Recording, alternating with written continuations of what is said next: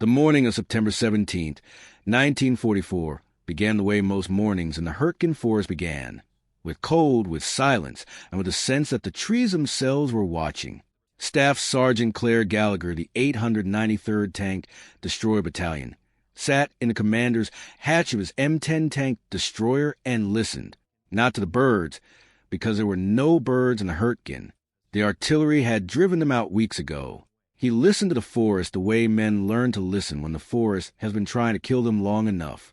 His vehicle sat at the edge of a narrow logging trail, just west of Germeter, a crossroads village, so small it did not appear on most American maps.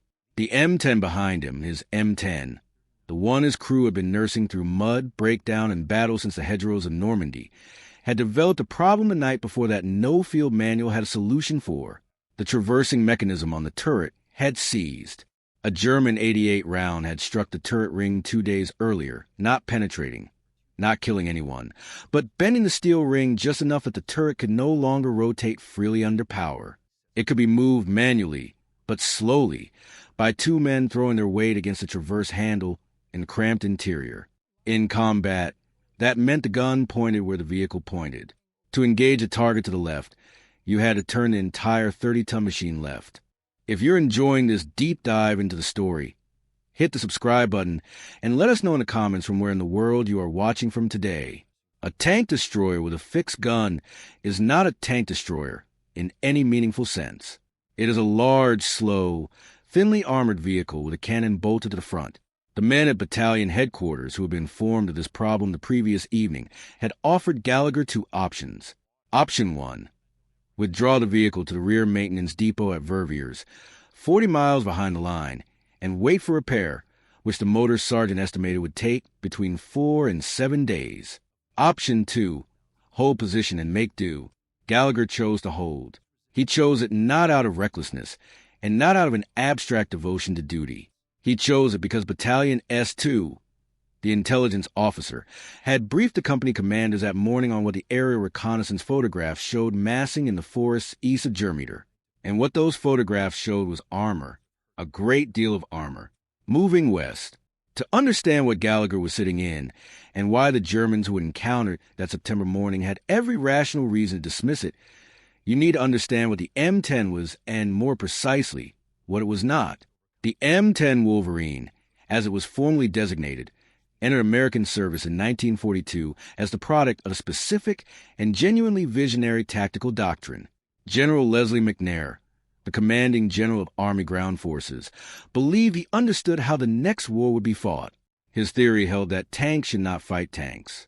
Tanks, in McNair's conception, were tools of exploitation, formations that punched through gaps in the enemy line and drove deep into the rear, disrupting supply lines and command centers. The job of stopping enemy armor belonged to a separate, specialized force, fast, hard-hitting, and mobile, tank destroyers.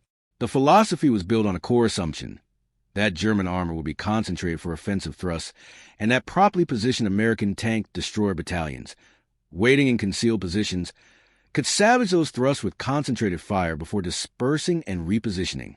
McNair envisioned his tank destroyers as a kind of mechanized ambush force, aggressive, fluid, and always moving.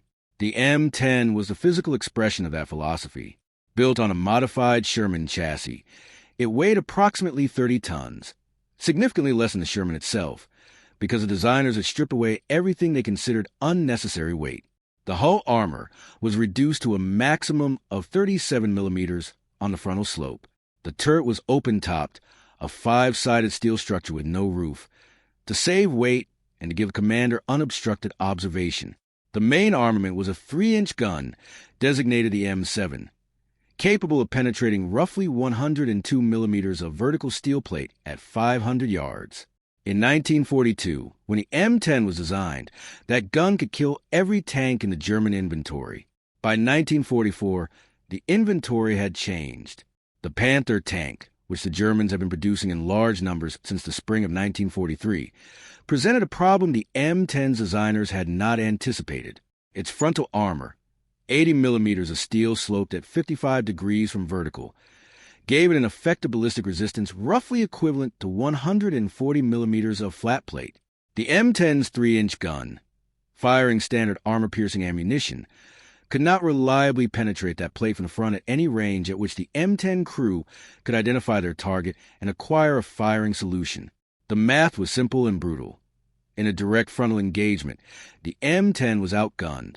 This was the vehicle Sergeant Gallagher sat in on the morning of September 17, 1944, with a turret that could not rotate under power, positioned at a crossroads that was about to become one of the more consequential choke points of the entire Hurtgen Forest campaign. The Hurtgen Forest occupies approximately 50 square miles of dense, hilly terrain on the German-Belgian border southeast of Aachen. In the autumn of 1944, it was the worst possible place to fight a modern armored war. The trees, Douglas firs and spruce, many of them 60 feet tall and planted in rows so dense that they blocked direct sunlight at noon, reduced visibility to a matter of yards. The roads, such as they were logging trails barely wide enough for a single vehicle. The high ground changed hands repeatedly as German and American units fought for ridge lines from which neither side could see more than a few hundred feet in any direction. The American First Army had entered the Hurtgen in mid-September with a plan that looked reasonable on a map and catastrophic on the ground. The objective was to clear the forest and reach the Rohr River dams, massive structures whose controlled release could flood the entire Rohr Valley and trap any Allied force that had crossed the river downstream. The Germans understood the strategic value of those dams with absolute clarity. They would defend the forest not as terrain worth holding for its own sake, but as a buffer protecting the infrastructure that could drown an entire American Army Corps. Gallagher's battalion, the 893rd Tank Destroyer Battalion, had been attached to the 9th Infantry Division for the push into the forest. The 9th was a battle-tested formation. It had fought in North Africa, Sicily, and Normandy before arriving at the Hurtgen, but the forest negated much of what experience had taught its veterans. Artillery was unreliable because the fused shells detonated in the treetops rather than on the ground, sending lethal cascades of steel and would downward onto the infantry below. Air support was impossible when the tree canopy closed over a position. Tanks could not maneuver off the trails, and on the trails they were channeled into predictable routes that German engineers had pre-registered for artillery fire. What the 9th Infantry needed at the Germeter crossroads was a weapon that could stop German armor from using the main road network, while the division's infantry units worked through the trees on either side. What it had was Sergeant Gallagher and an M10 whose turret was, by any reasonable tactical assessment, broken. The German formation moving toward Germeter that morning was the leading element of the 116th Panzer Division, a unit with a history that stretched back to the opening campaigns in France in 1940. By September of 1944, the 116th had fought in Russia, been rebuilt, fought in Normandy, been rebuilt again, and was now positioned as part of the German 7th Army's defensive line in the Hurtgen. The division's Panther Battalion, the 2 Battalion, 24th Panzer Regiment, had been ordered to push west along the Germeter Road, clear the American roadblocks, and re-establish a continuous defensive line that a week of American pressure had begun to fracture. On paper, the contrast between what was coming and what was waiting should have ended the engagement before it began. The 116th Panzer's Panthers weighed 45 tons. Their frontal armor, the same 80 millimeters of sloped steel that the M10's gun could not reliably penetrate, had been tested against every Allied anti-tank weapon in service. Their long-barreled 75mm guns, the KWK-42, which German crews called the most accurate weapon they had ever fired, could kill a Sherman at 2,000 yards. The M10's 3-inch gun had a practical effective range against the Panther's side armor of perhaps 800 yards. Against the front, the margin was far smaller. The German tank commanders moving west on the Germeter Road that morning knew what American tank destroyers looked like. They had encountered M10s in Normandy. They had noted the thin armor. They had noted the open turret. They had noted the 3-inch gun and its limitations against their frontal plate. In their tactical assessment, an M10 blocking a road was an obstacle, a serious obstacle, to be dealt with carefully, but an obstacle, not a threat that could halt an entire armored push. They did not know about the turret. What happened over the next 11 hours on that logging trail west of Germeter was reconstructed afterward from the 893rd Tank Destroyer Battalion's after-action report, from the 9th Infantry Division's operational records and from the accounts of the 3 other members of Gallagher's crew. Gunner Corporal Donald Finka, Loader Private First Class Raymond Szymanski, and Driver Private Thomas Eckert. The accounts agree on the essential facts. The details of timing and sequence vary in minor ways between documents, the way all combat accounts vary when men are trying to remember events that happen very fast, in very bad light, with artillery falling close enough to shake the fillings in their teeth. What they all agree on is this. The engagement began at approximately 7:45 in the morning when Eckert, who had been watching the road through a vision block in the hull, reported engine sounds to the east. Not one engine. Many. Finka elevated the gun and traversed it, manually, with Szymanski helping him push to point directly down the trail. Gallagher stood in the open turret, rain running down the back of his neck, and raised his binoculars. The trail curved to the right about 300 yards ahead, disappearing into the trees. For perhaps 30 seconds, there was only sound. The grinding of tracks on frozen ground. The whine of a transmission under load. The particular low rumble that men who had fought German armor long enough learned to identify before they could see the source. Then the first Panther came around the curve. It was moving at perhaps 10 miles an hour, its commander visible in the open cupola, scanning the trail ahead with field glasses. At 300 yards, the German commander could see the American vehicle blocking the road. He could see the open turret. He could see the long barrel of the 3-inch gun pointing directly at him. What he could not know, because there was no way to know from outside the vehicle, was that the gun was pointing at him not because a power traverse mechanism had swung it there, but because Eckert had driven the M10 to align the hull with the trail, and whatever the hull pointed at was what the gun pointed at. The German commander's tactical assessment, made in the 2 or 3 seconds available before either vehicle fired, was that this was a standard M10 roadblock. Standard procedure for a Panther encountering a roadblock was to engage it frontally at range, where the Panther's gun had the advantage, and maneuver a second vehicle around the flank if the first engagement did not resolve cleanly. What the German commander did not account for was Finka. Corporal Donald Finka had been the 893 RD's most accurate gunner since the battalion's gunnery evaluations at Fort Meade in 1943. His scores on the qualification range had been high enough that his company commander had pulled him from a line crew and assigned him specifically to the vehicle Gallagher commanded. In Normandy, Finka had demonstrated a quality that gunnery ranges could evaluate but not fully explain. The ability to hold his aim to the moment of decision, the fraction of a second between acquiring a target and pulling the trigger, when a less experienced gunner's hands moved slightly and the shot went wide. At 300 yards, Finka did not aim for the Panther's frontal plate. He aimed for the joint between the glacis and the lower hull, a seam where the armor plates met at an angle that deflected some shells downward rather than away. It was not a guaranteed penetration, but it was the best shot available from the front, and at 300 yards, the 17-pound armor-piercing round had enough velocity to make the geometry work. He fired. The round struck the Panther at the lower hull seam. The tank lurched. Whether the penetration was clean or partial, the effect was decisive. The Panther stopped moving, its engine died, and its gun did not fire. The crew bailed through the hatches and ran for the tree line. The destroyed, or at minimum mission killed. Panther now sat blocking the road at the curve, 300 yards from Gallagher's position. Too large for any vehicle behind to pass without either moving the wreck or going around it into the trees. In the Hürtgen forest, going into the trees was not an option. The tree trunks were close enough together that a Panther's width made cross-country movement through the forest almost impossible. There were drainage ditches along both sides of the trail that a 45-ton tank would bog down, and immediately the Germans behind the lead Panther were channeled. They were on a road blocked by a burning vehicle, with an American gun at the other end of the road and trees on both sides. This is where the 11 hours began. If you find this story engaging, please take a moment to subscribe and enable notifications. It helps us continue producing in-depth content like this.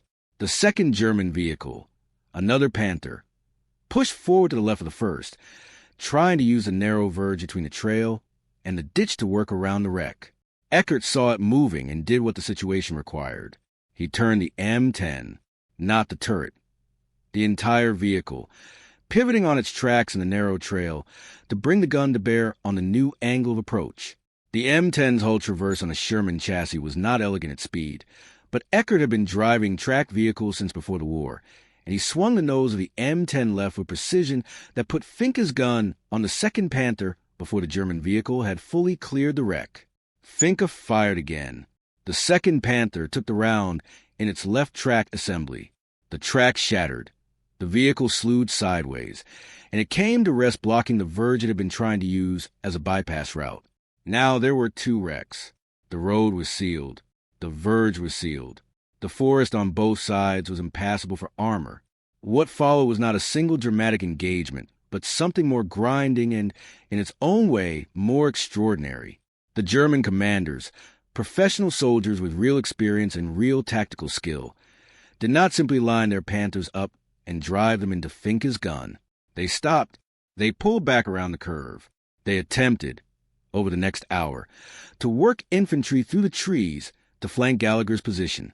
The 9th Infantry's riflemen, who had been dug in on both sides of the trail, stopped that infantry push in the woods with small arms fire and grenades. The forest, which had been the Americans' enemy since they entered it, was now also the German infantry's enemy. Nobody moved easily in the Hurtgen. The German commanders tried artillery. They called for fire on the crossroads, and within 20 minutes, shells were falling on and around Gallagher's position. Gallagher pulled the M10 back 200 yards under the artillery, waited, then drove it back forward when the fire lifted. The wreckage of the first two Panthers anchored the roadblock, even when the M10 was not present. Moving those wrecks required engineering equipment the Germans did not have immediately available. Getting that equipment forward meant bringing it down the same road that Gallagher was blocking, through the late morning and into the early afternoon.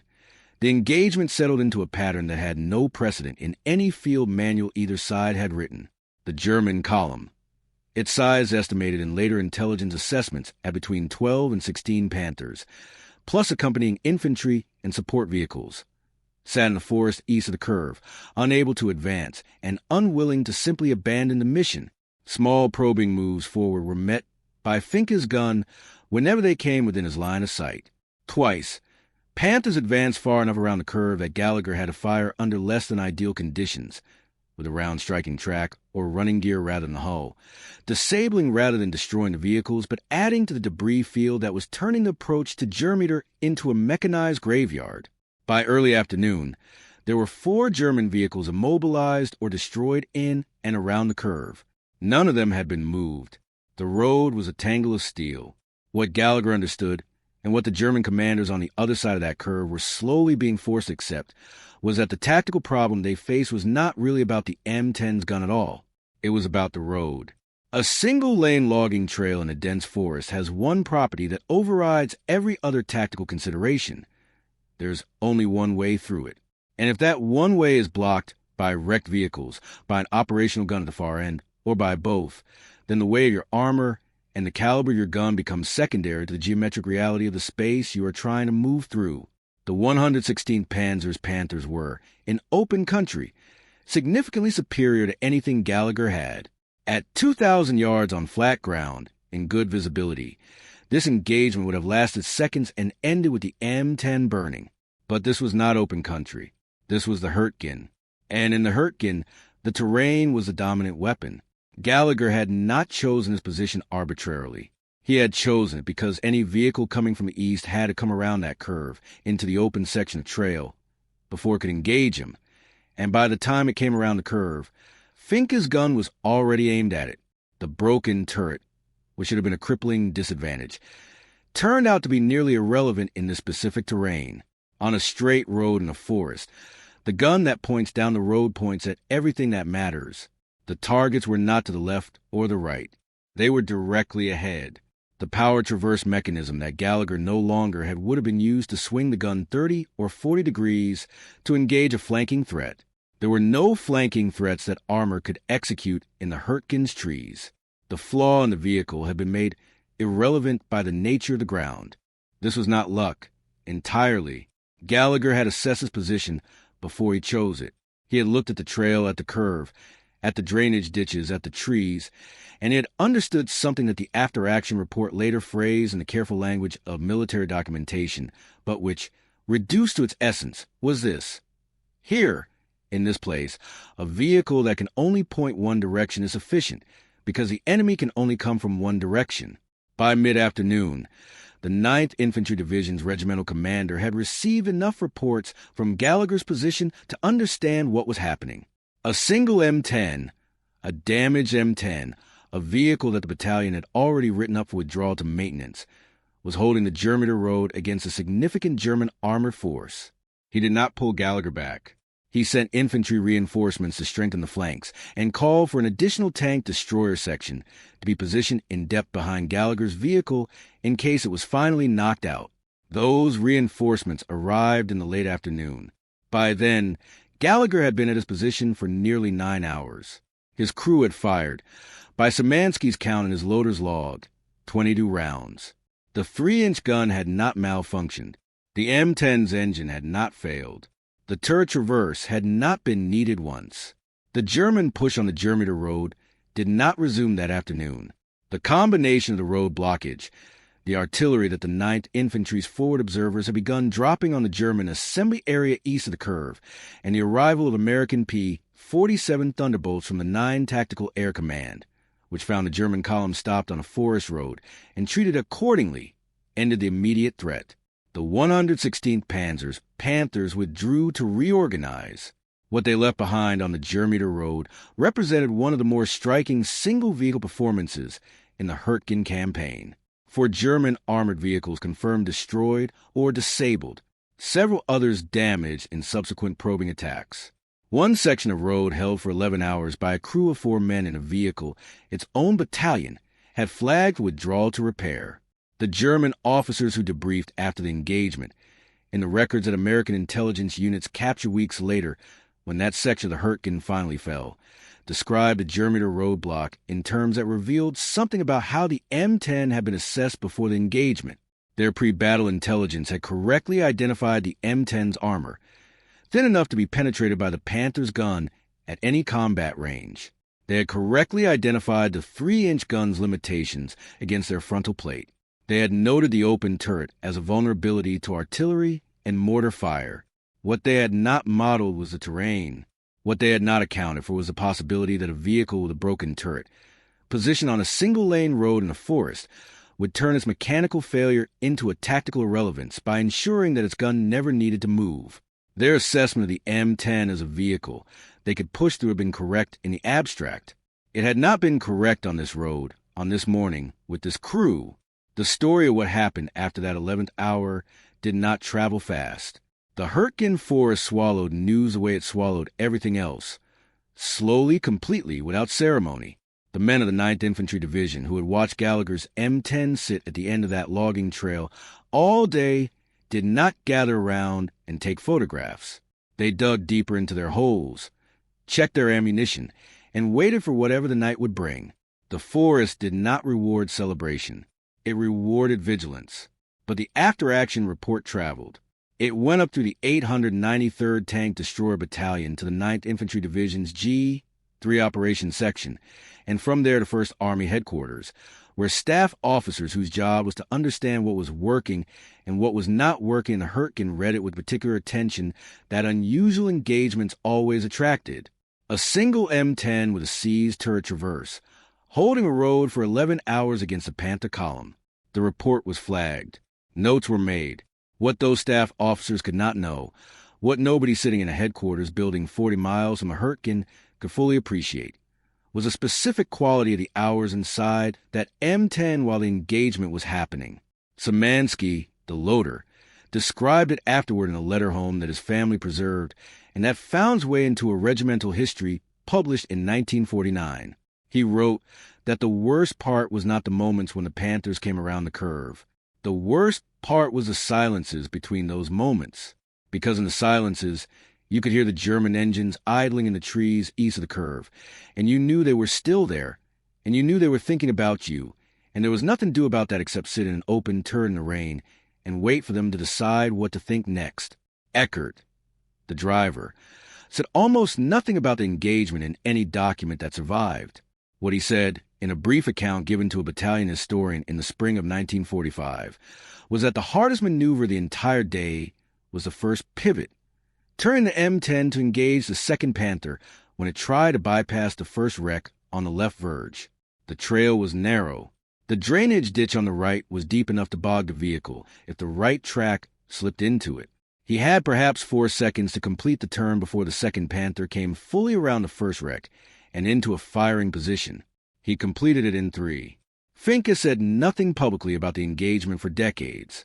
When he finally spoke about it, in an interview conducted by a local historical society in Ohio in 1981, he said that he had been frightened every moment of those 11 hours and that the fear had been useful. It had made him careful. He had not rushed any shot. He had not fired when the geometry was wrong. Each time a German vehicle appeared around that curve, he had waited the additional half-second necessary to be certain of his aim rather than firing the instant the target appeared. Half a second, in a situation where the target's gun was also swinging toward him, was not a small thing to wait for. He had waited every time. The M10 itself was examined by ordnance personnel 2 days after the engagement, when the immediate pressure on the German sector had eased enough to bring it back to the battalion maintenance area. The turret traverse mechanism was indeed seized, exactly as reported. The gun had functioned normally throughout. The hull showed small arm strikes, the marks of German infantry fired during the flanking attempts, but no penetrations. The open turret had caught shell fragments from near-miss artillery rounds at least twice, scoring interior steel but not injuring the crew, who had been low in their positions during the bombardments, following Gallagher's trained instinct and explicit orders to get down when the artillery came in. The ordnance sergeant who wrote the inspection report noted, in the flat language of maintenance documentation, that the turret traverse mechanism had been repaired and the vehicle returned to service. He noted the small arm strikes on the hull. He noted that the 3-inch gun's barrel showed normal were consistent with approximately 20 rounds fired. He did not note anything unusual about the vehicle, because in the accounting of the ordnance section, there was nothing unusual about it. It was an M10 that had needed repair and had received one. The 11 hours were not his department. What those 11 hours had demonstrated, in ways that the staff officers at First Army Headquarters were beginning to understand, and that historians would argue about for the better part of 80 years, was something that did not fit neatly into the doctrine Andrew Bruce had built the tank destroyer force around. Bruce's vision had been a mobile ambush force, fast-moving, fluid, dispersing after each engagement and repositioning before the enemy could fix and destroy it. Speed and mobility were the doctrine's core assumptions. A tank destroyer that sat in one place for 11 hours, that anchored itself to a specific point of terrain and refused to move, was doing something that the field manual had not envisioned, and it had worked precisely because of that refusal. The M10's tactical doctrine called for shoot and displace. Fire, move, reposition, fire again from a new location. It was the same principle the M18 Hellcat crews employed, the logic of surviving through mobility rather than armor. But the Hurtgen Force had negated that doctrine as thoroughly as it negated most conventional tactical thinking. In the Hurtgen, there was nowhere to displace to. The trails were too narrow, the trees too dense, the flanks too exposed to German infantry for a vehicle to move freely between firing positions. A tank destroyer following its doctrinal playbook in that forest would have backed into a tree, or dropped a track in a drainage ditch, or driven onto a road that a German anti-tank gun had pre-registered, and ended the day as a wreck rather than a roadblock. Gallagher had understood this intuitively on the morning of September 17th. He had looked at the ground and understood that the doctrine did not fit the terrain, and he had set the doctrine aside. He had chosen instead to become immovable, to turn his vehicle's limitation, its inability to traverse its turret freely, into a tactical commitment. He was not going to maneuver. He was not going to displace. He was going to point his gun down the only road that mattered and make the mathematics of that road the enemy's problem. The German tactical thinking that had assessed his vehicle as manageable had been doing what trained soldiers are taught to do, evaluating the weapon system against known parameters: armor thickness, gun caliber, effective range, crew protection.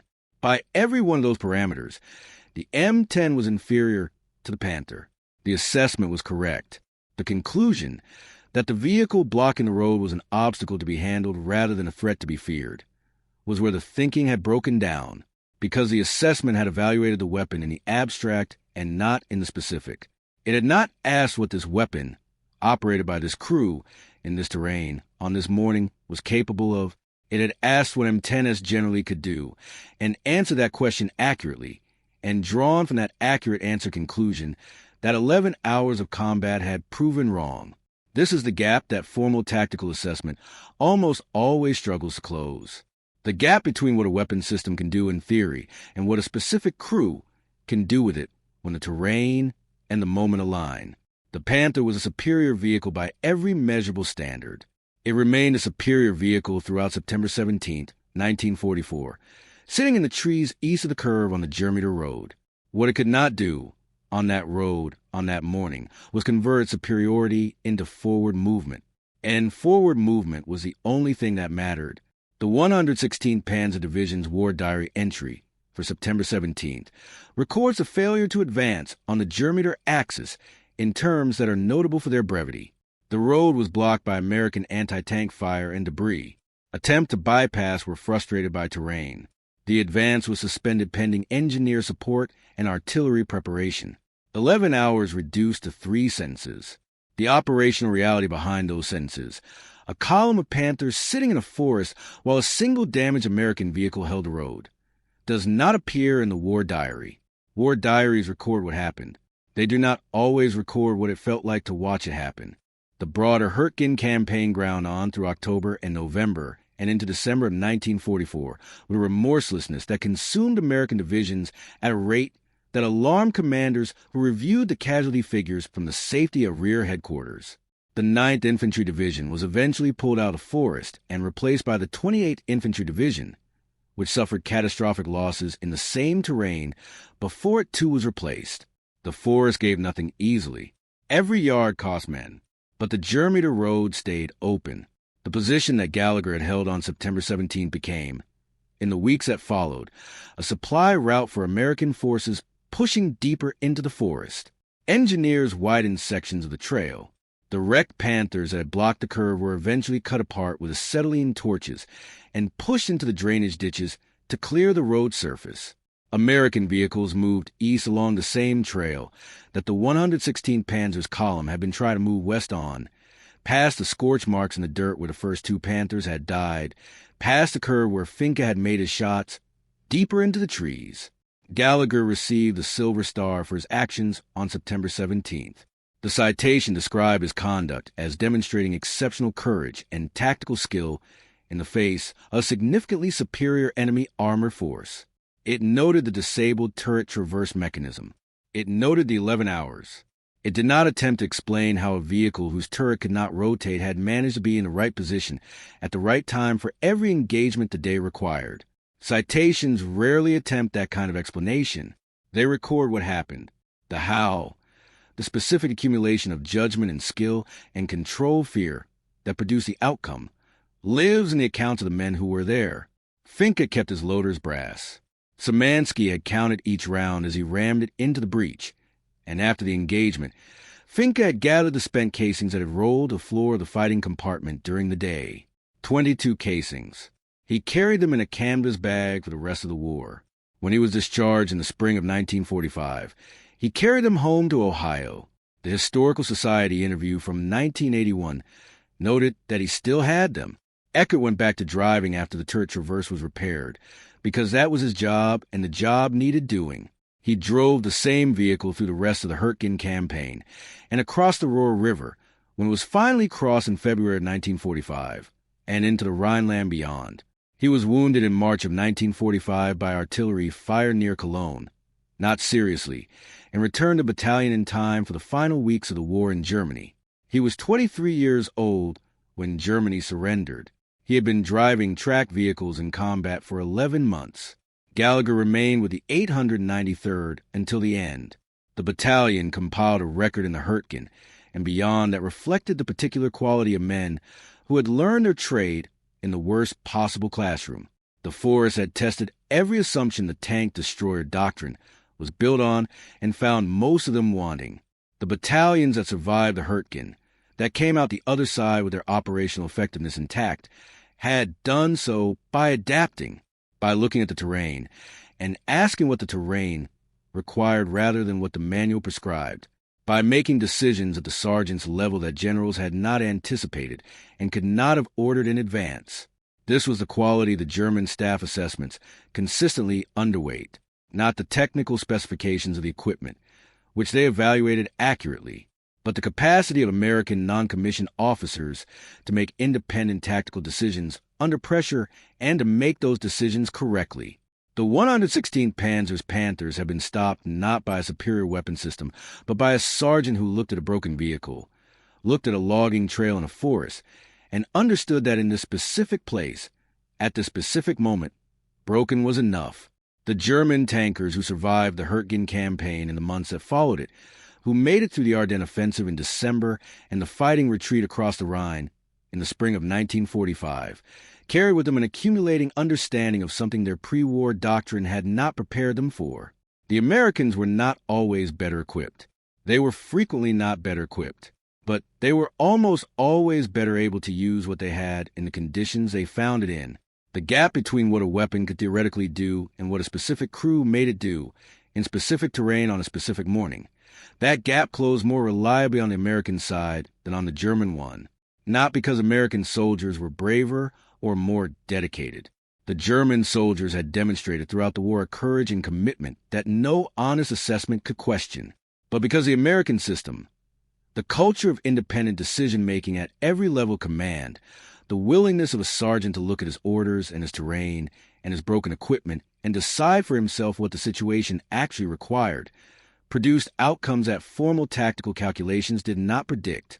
The M10 that sat at the Germeter crossroads on September 17, 1944, had been assessed by German intelligence as a vehicle with 37 millimeters of frontal armor, a 3-inch gun of limited effectiveness against Panther frontal plate, and an open turret that made it vulnerable to artillery. All of that was true.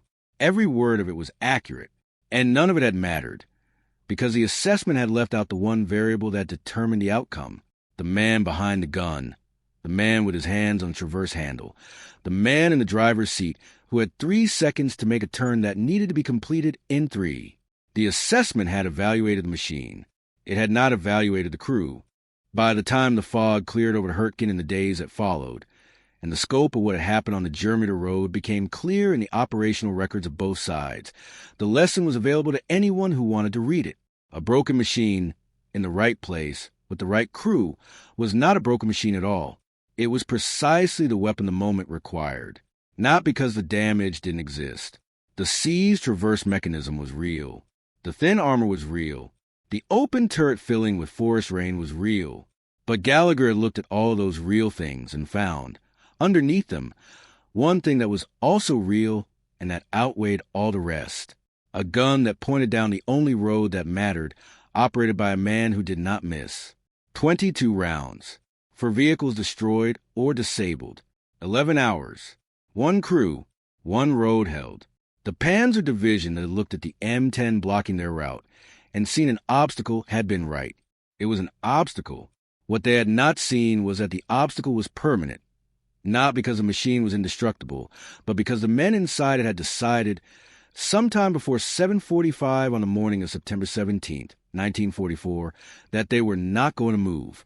And in the Hurtgen forest, where everything moved eventually, units rotated out, positions changed hands, the front line shifted yard by bloody yard through the trees. The decision not to move was the rarest and most consequential decision a soldier could make. The logging trail west of Germany was repaired and widened by Army engineers in October of 1944. The scorch marks faded with the autumn rains. The drainage ditches that had stopped the Panthers from bypassing the roadblock filled with leaves. By winter, you could drive the length of that trail without seeing any sign of what had happened there in September. The forest had taken it back, the way the forest took everything back, slowly and without acknowledgement. But the road stayed open. American vehicles used it for the rest of the campaign. Supplies moved east along it. Wounded moved west.